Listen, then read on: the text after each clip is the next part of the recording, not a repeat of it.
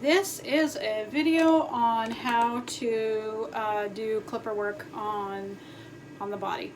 So some things that you will need are a set of clippers. These are the ones that I use. They're awesome. They're the fastest things on the planet. You don't necessarily need anything like this. But I do recommend something that is professional grade, just because if you go to Petco or PetSmart and you buy a cheap animal clipper, they're literally going to crap out on you like after the first time you use them. And if this is going to go on for as long as I think it's going to go on, you may need to do a couple of groomings yourself before I'm able to get back out on the road and come to your house. So as far as equipment goes, just reach out to me. I can give you the information to the wholesale grooming equipment distributor that I use. He normally doesn't work with the general public, but during this crisis he's agreed to take online orders from my clients. So yeah, I can give you his phone number and his website address, and you can get everything there that I get there: shampoos, brushes, combs, the works. So the blade that comes with your clipper is going to be a 10 blade, which you can use underneath a comb attachment, which is what I use on the body. This is going to be really short. This is going to be the length I do, like in sanitary areas and around rear ends. So this is not a length you're going to want to do all over the body. The best length to use underneath those snap-on comb attachments is a 30 blade. It's really hard to see that. Let's see if I or a 15 blade would do really well too. So if you're going to order a set of clippers, I would definitely recommend getting either a 15 or a 30. You're fine. Or a 30 blade to go underneath these comb sets. And these combs, they come in a set, which is 4, 5, 7 blades, or 7 snap-on attachments. If you get a hold of me, I can tell you exactly what length I usually use, and that way you can order, because you can order these individually as well, and so you don't have to order the whole set. You can just order the one snap-on comb that you need, 1 or 2 depending on, because I usually use a different length for the head than I do for the body. So anatomy of your clipper: these clippers on the inside, they've got a little button right there, and before you pull your blade off, you have to press that button in, because it's got a locking mechanism and it holds the blade on. So I slide the blade on, I turn on the clipper, and then to put the blade on, you can just snap it right on. But in order to, and you don't ever want to take the blade off unless the clipper's off, but in order to take it off, you have to push that in, and then you can push it out. So, and in order to put the blade on, you always want to make sure that clipper's running. So, and to put the comb attachment on, they've got little hooks on the back. So you always go from the back first, and then you secure it to the back there, and you can just push up and it pops onto those blades right there, and away you go.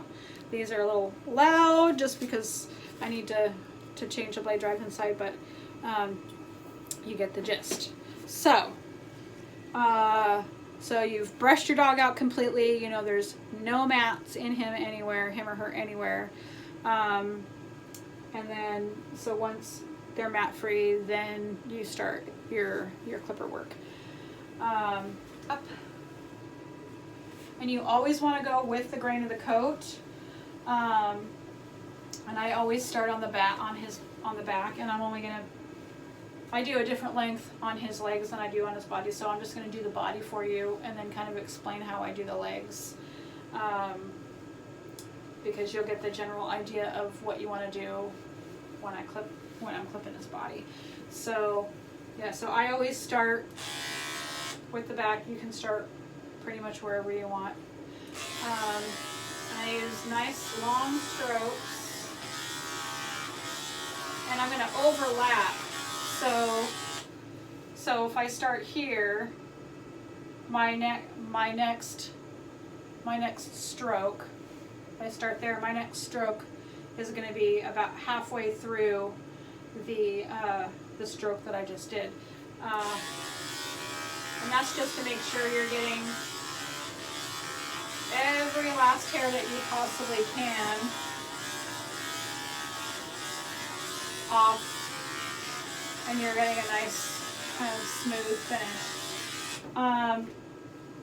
On a regular, like on a doodle or a Shih Tzu or whatever, you're on the back, you're gonna come off here and kind of fall off the body, because you want to leave all this long, you know, what is normally long hair on the tail. On him, because he's a poodle, I shave the base of the tail a little bit.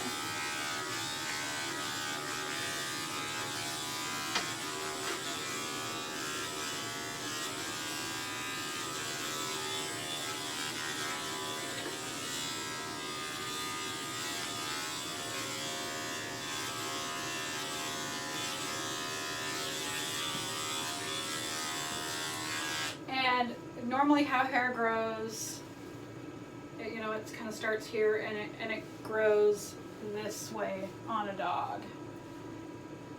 Poodles, the hair literally grows straight out from everywhere on their bodies. So as you're following the hair, I kind of, on the body, I kind of follow the rib cage.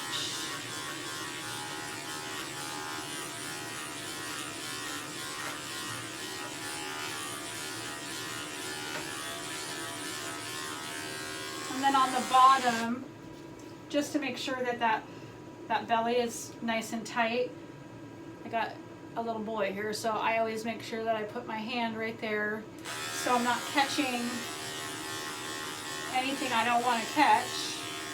And then I turn it over and I go towards this front. If you're not comfortable with that, you can lift a leg up and go this way towards his back as well.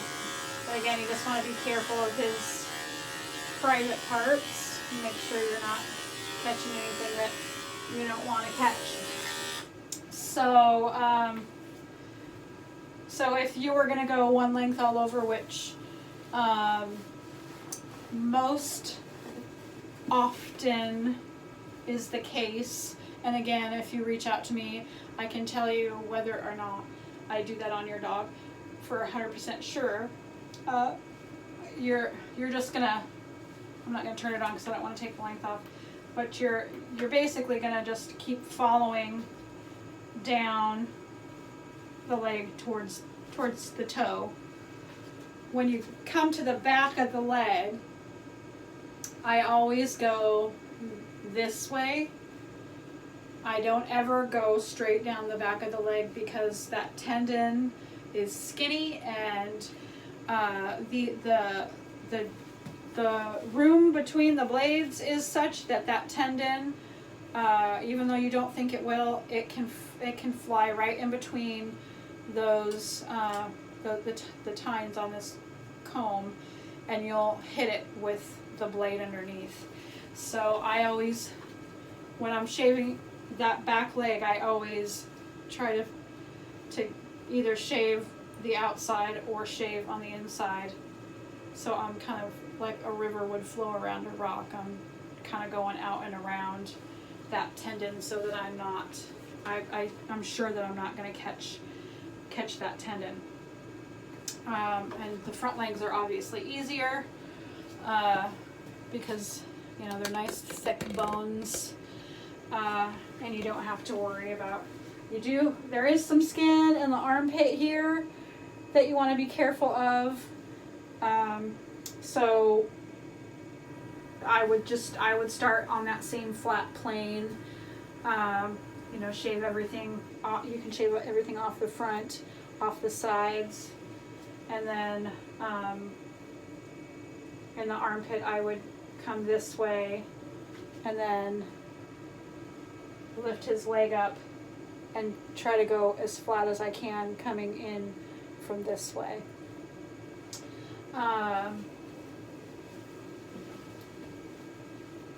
And he's got a lot of hair on his head that I want left, so I normally, you know, I'm going to leave this longer on him, but on most dogs, the body starts up here.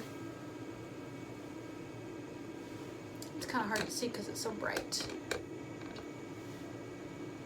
Where their knowledge knot is, on the right behind that knowledge knot is where you're gonna start this blade and go down towards the body. And then when you lift the ear up, so basically the head line is like where the head meets the body. So I would go this way in this area, down towards the rest of the body, and then you pick the ear up and you just follow that line around to that knowledge knot back there, to get all of that neck area. The other thing that you want to do while you're doing the body is sanitary areas. And so I usually use these just because they're I think that they're a little bit more, they're how do I explain this? They don't, the blade doesn't move back and forth as fast, so it stays cooler. And it's easier for me to get into those delicate areas with that, and I'm less likely to razor burn with that clipper. But in the effort of saving money and only having to purchase a limited amount of equipment, you can take that 10 blade that's going to come on a pair of any of these professional clippers that you order, and pop the 10 blade on and take the 10 blade into those sanitary areas. And it's, in general, it's going to be a rectangle. Like if you stood them up, it would be a rectangle. So it's kind of, well, for a little boy, you know, you're going to end like a couple of fingers in front of his boy parts, just so that when he pees, he's not going to pee on himself. And then you can, on a bigger dog, it's not going to be as easy to do this, to stand them up on two legs and get in between their legs like that. So I lift their legs this way. You always want to be careful that you're only lifting in what their range of motion is. So you don't want to pull out too far, just because their legs aren't designed to go out this way. They're designed to go this way. So so I'm gonna kind of only come out. Think of it like, if it's a boy dog, like how would he lift his leg when he pees? And that's about where I would lift the leg to. And it's going to be tough to see what I do, but I'm just going to clean out all the hair around here. We'll just pop this off, and I know it's a little bit hard for me to, so I'm gonna clean out all the hair around his boy parts, and then I kind of skim out on the insides of the legs as well. And you're gonna kind of there's a flap of skin right there, and you're gonna shave everything on the inside of that flap of skin. So I'm going to do it real quick, and then I will bring the camera back, or maybe we can just do this, and hopefully you can kind of see what I do.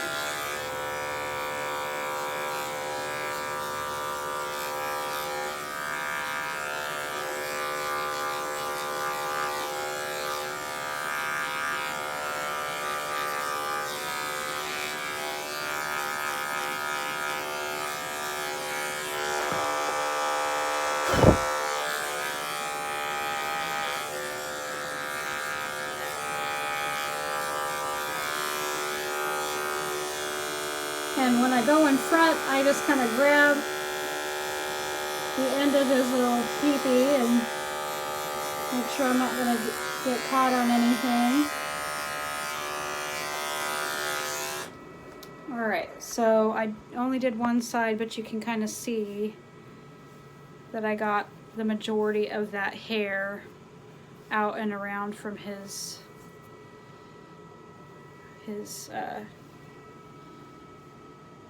private parts back there. The rear end's going to be a little bit harder for you to see, but when I'm just going to demonstrate on, you know, with my hand instead of trying to torque him all the way around so you can see it. Well, maybe you can kind of see what I'm doing. So again, you want to be careful that you're only moving this tail in a range of motion that's natural to him. But if you're right-handed, you have your clippers in your right hand and the tail in your left hand, and you kind of want to bring this up, and you always want to make sure that you're either going this way or this way. If you're coming up and he sits, you're going to cut his rectum.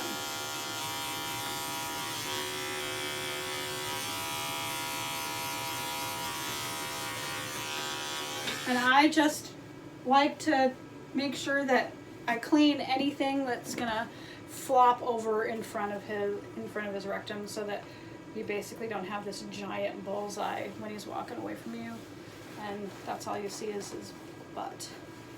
So so that is clipper work. If you have any other questions or need specifics on, hair, on what blades or comb attachments I use on your dog, feel free to shoot me a text. I hope this helps.